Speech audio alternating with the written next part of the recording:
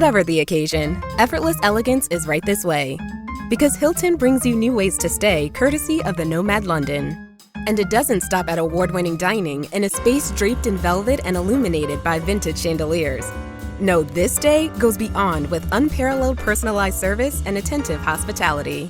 Oh, and did we mention the Nomad London can be booked using your Hilton Honors points at Hilton.com? Hilton, for the stay.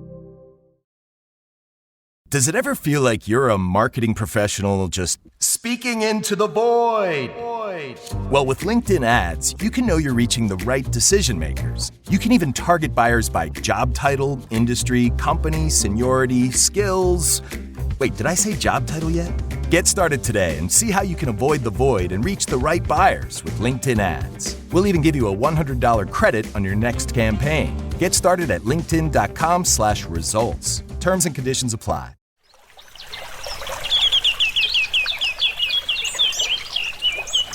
Welcome to almost first ever nature-backed live recording with Sydney Rodman. My name is Tarmo Virki, and you should just go to your podcast player and include nature-backed in the podcasts you're listening on a regular basis. Welcome to the show, Sydney. Thanks for having me. Tell me, why did your passion for nature got started? Yeah, actually, it was when I was young, and I used to be really scared of adventure and taking risks. And then once I started climbing and backpacking and caving, I got hooked on kind of testing my own abilities. I think it really has to do with being able to challenge myself. So when I was 15, I started leading outdoor trips at a company called Kaleva. So I would lead climbing, rafting. I was a raft guide at the same time. And I think just being outside taught me that I wanted to spend more time outside. As we're doing this live, any participants online, you can use the chat window to ask also your questions while we discuss with Sydney. At young age, getting to the nature, now you're leading an organization or two, right? One organization called Green Revival. Yeah, and I started it a year ago. What does it do? It's a biomass procurement company. So we take invasive plants and other types of waste biomass, analyze the type of species and what it could be used for, and then gather and deliver to different industries like hydrogen, construction materials, biochar. Many different industries in the bioeconomy have the same need for inputs, and we deliver the commodity of biomass. The commodity, is this commodity of biomass, is it a very commoditized market, or is it just nascent and kind of at birth? I think a little bit of both. Normally what's done is agricultural waste, food waste, forestry waste, and industrially grown crops are traded and sold in different ways. And I think each industry works differently, so it's really hard to make a general statement. It depends, and that's an answer a lot in natural resources. But with what I'm trying to do, it shouldn't be textbook commodities trading, because there is this new aspect of using new types of species that have different qualities that need a little bit of testing at the beginning to make sure it will run the same way. Usually the testing is for confidence, my customers to have confidence. So there's a tree species called the invasive tallow tree, Chinese tallow tree. And it's just like any other tree pretty much, but it's still good to test before. So there's some steps involved to verify that some new types of biomass can be used. So. Invasive and Chinese, I mean, that's probably not to be taken as a political statement, right? Yeah. I mean, a lot of the invasive plants come from, there's a lot of Japanese species, Chinese species from all over. Actually, a lot of the species are tropical, so they're from areas that, and this is a discussion in ecology, is we do less research on tropical species, and so there's less information about them, and so the local groups in Maryland. what about Maryland? Local groups in Maryland. Oh, yes. But locally where that invasive plant was from, so whether that's China or Madagascar, and it comes over to America or Europe or any other place that it wasn't originally, there isn't local research a lot of the time, and a lot of this research is done from Western nations. So there's a discrepancy of data on different species of plants. Absolutely, and I think with the globalization over the last few decades, basically the borders of the countries have come down. A lot of plants have crossed the borders, and now many of the natural habitats are struggling in different places, right? Tell me how this kind of building the organization has gone so far. How far are you on the road?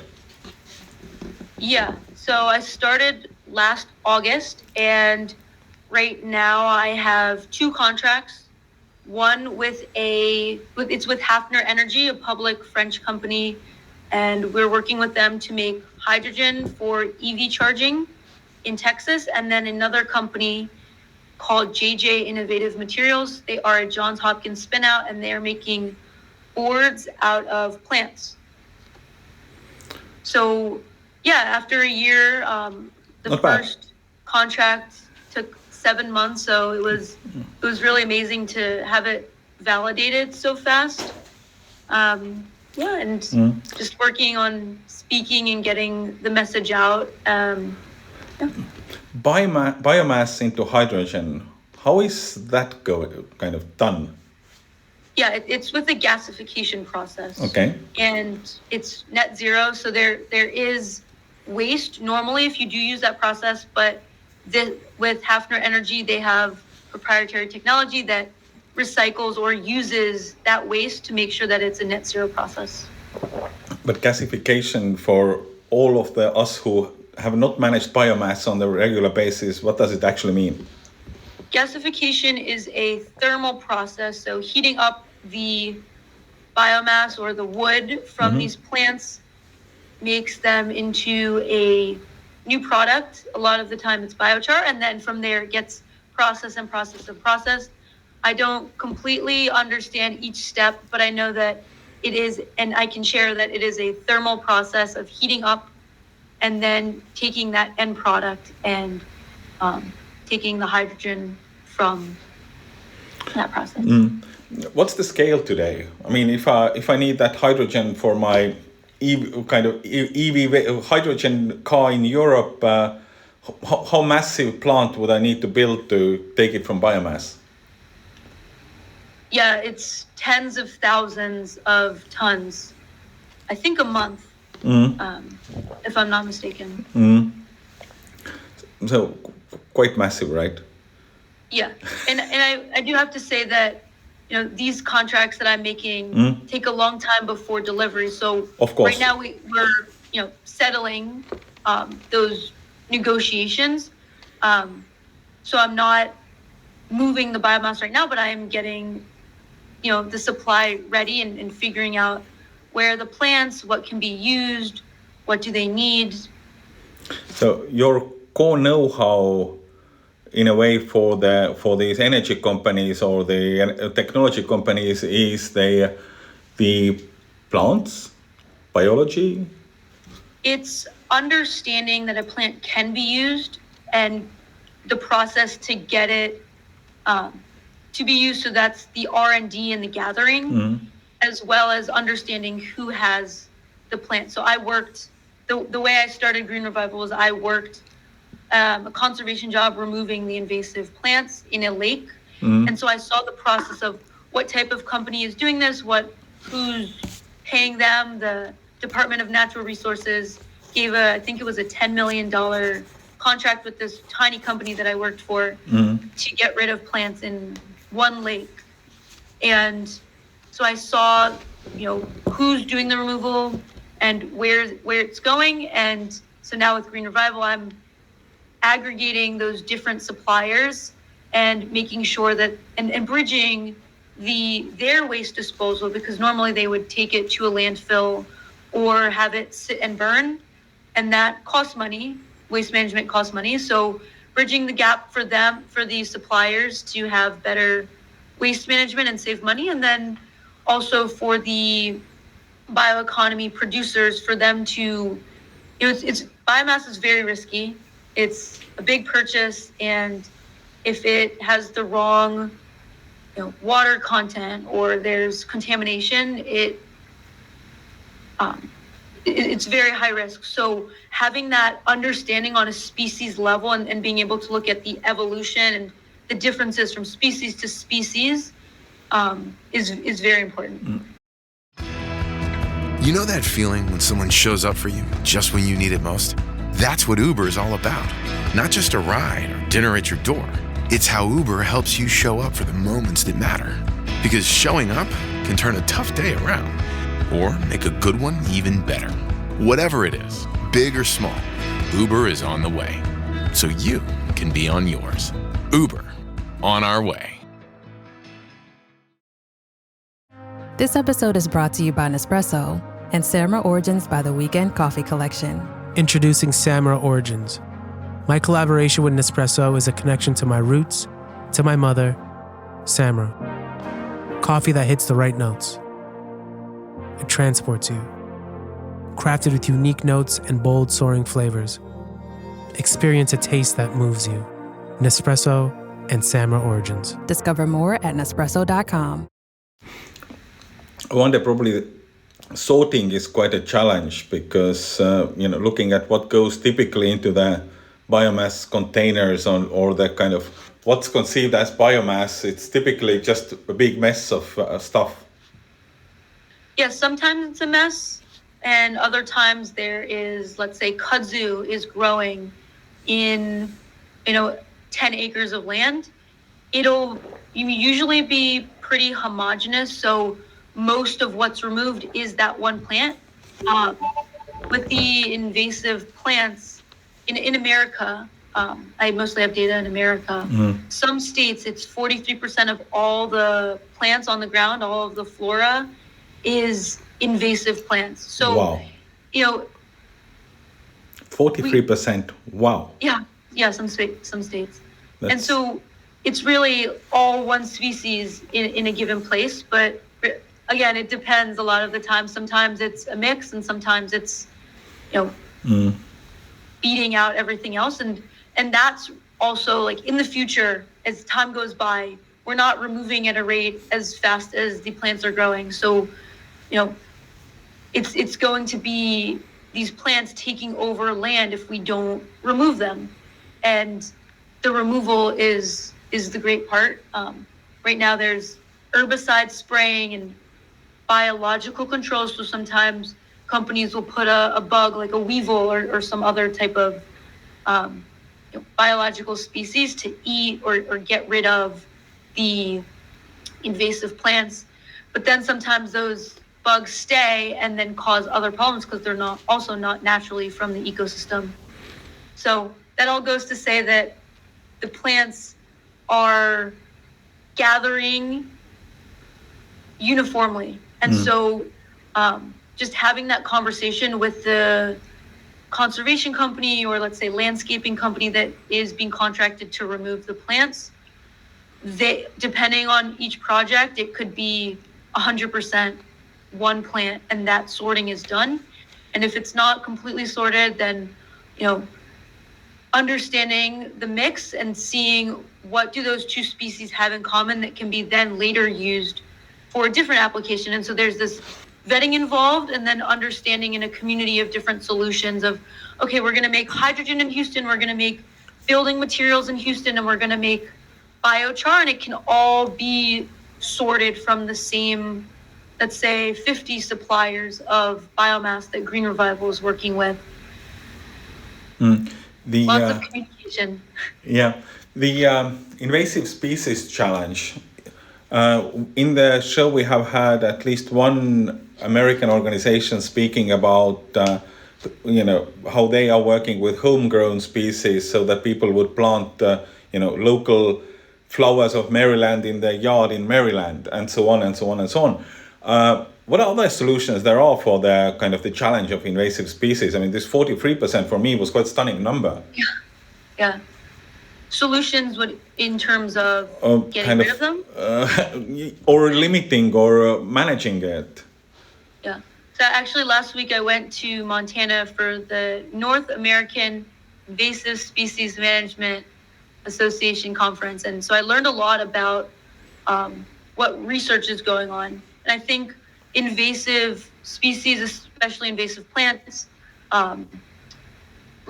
there's a lot of research before we make decisions, which to me seems very slow. Lots of research and literature reviews have to be done before someone makes a decision, which I think with the invasive plant crisis is just an issue. It takes too long to take action.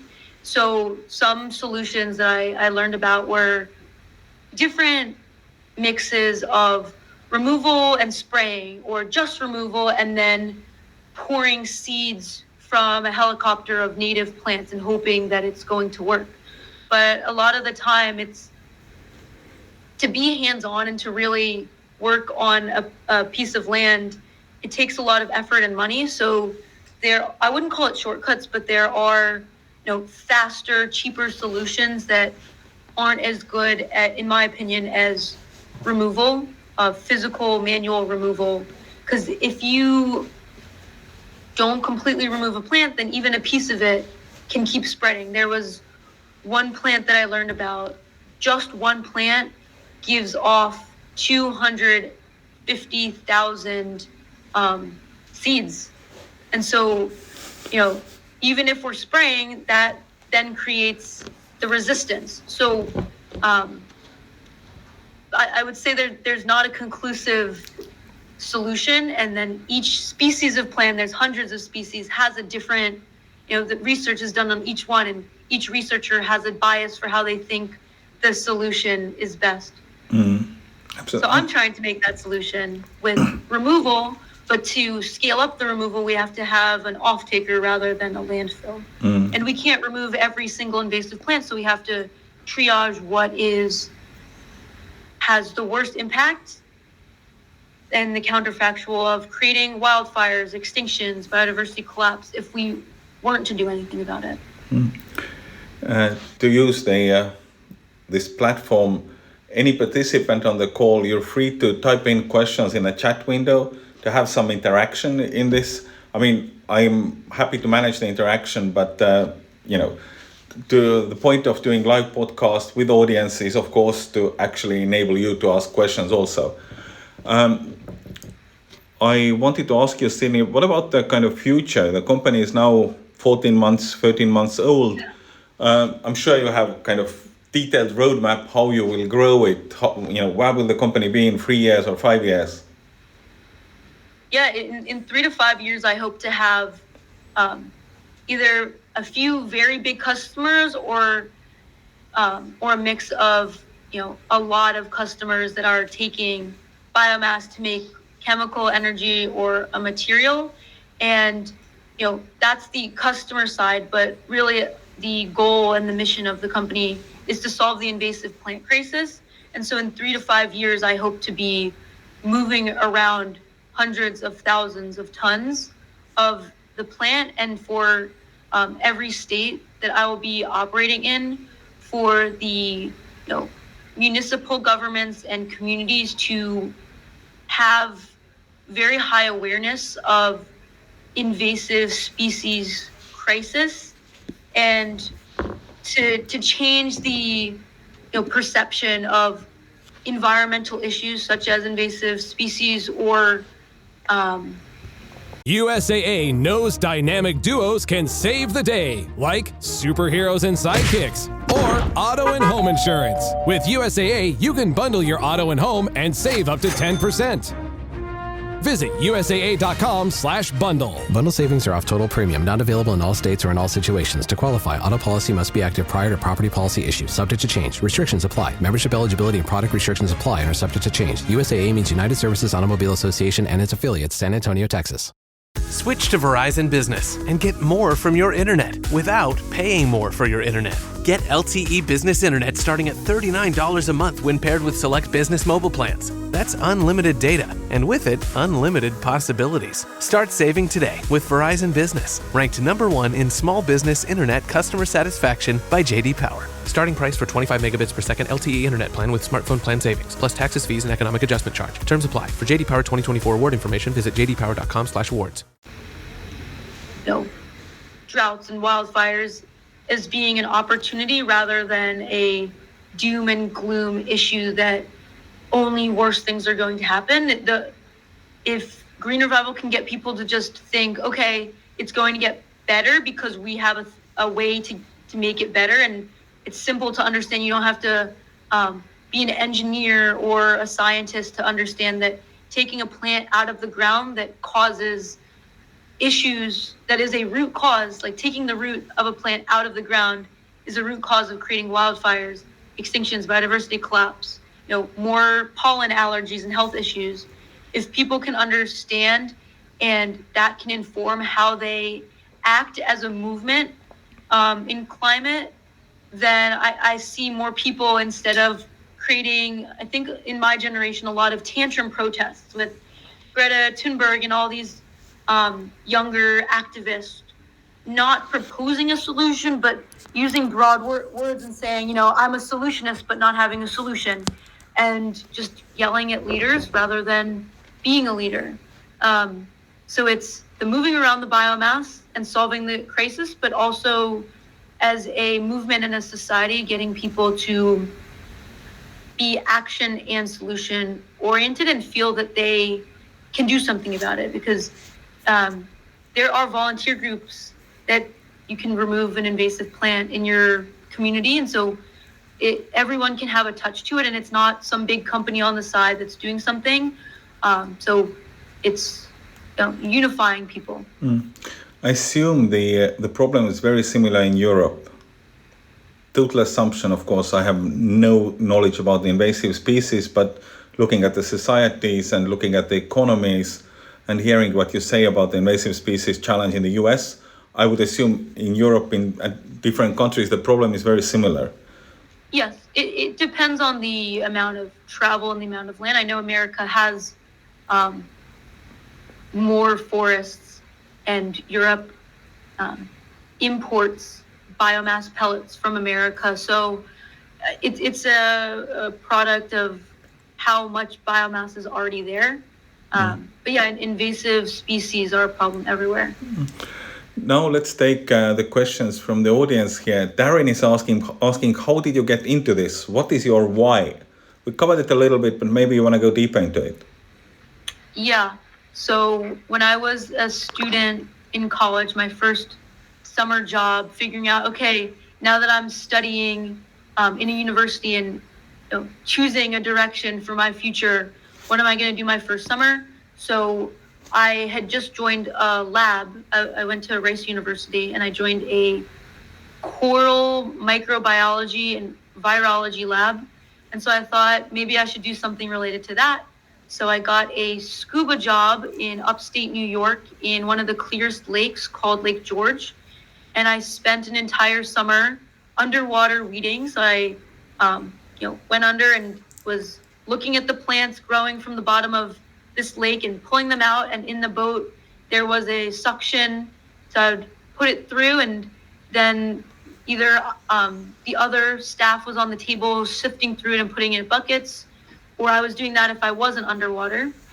And I saw the amount of waste at the end and where it was going. And, I when I started the job, I heard that someone had died from swimming, got tangled up in the plants, and that tourism was suffering, real estate values were suffering, boat navigation was becoming more difficult. So I felt really good that I was solving a lot of problems, but then at the end, creating a whole new one with the plants going to landfills and or just sitting and rotting. And 11% of methane emissions is from organic matter in landfills, and 18% of CO2 emissions are from burning of biomass. So when I went back to school as a sophomore, I started going to networking events and met some people that wanted biomass right away. And I was trying to figure out what could be done with this plant. It was called Eurasian water milfoil. And I was looking into what could be done with it and couldn't really find anything right away. And then once I just started talking to people, solutions kept showing up. Next one is from Raquel, who's asking, what is your biggest business challenge? Is it logistics, or is logistics a future challenge still? Logistics is a future challenge. Right now, I would say it is every different customer could be at a different part of America or Canada and what they make.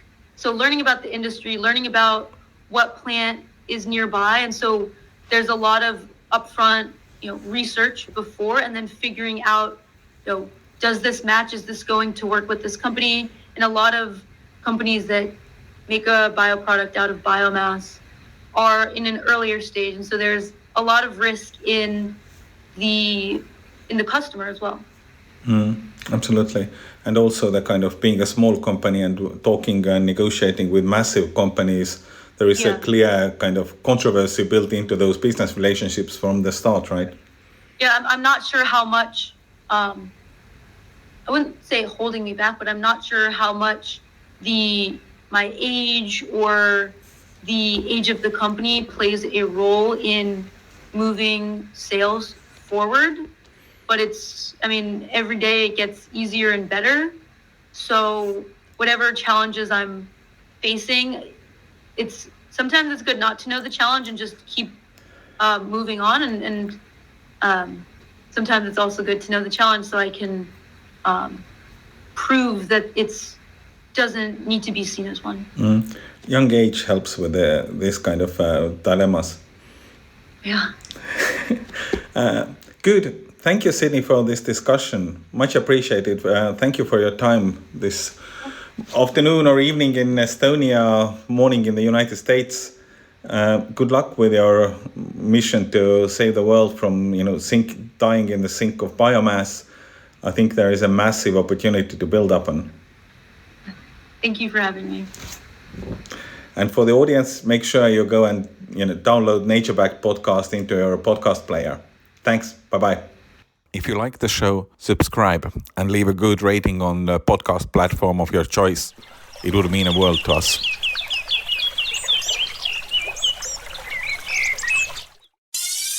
Hi, I'm Mark. And I'm Peter.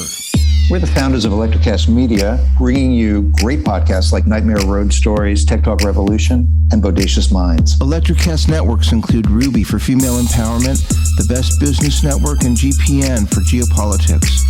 We built this company to create community and amplify diverse voices, and we really appreciate your support. So, keep listening to Electrocast podcasts and hear the culture. Electrocast.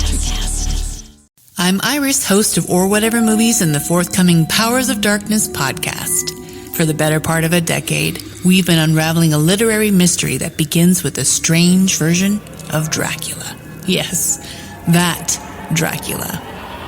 It's a different story, imbued with a potentially insidious agenda.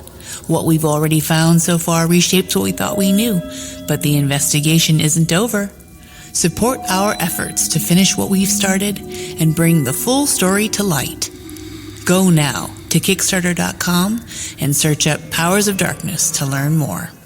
Coming soon on Electrocast, wherever you listen to podcasts. Electrocast.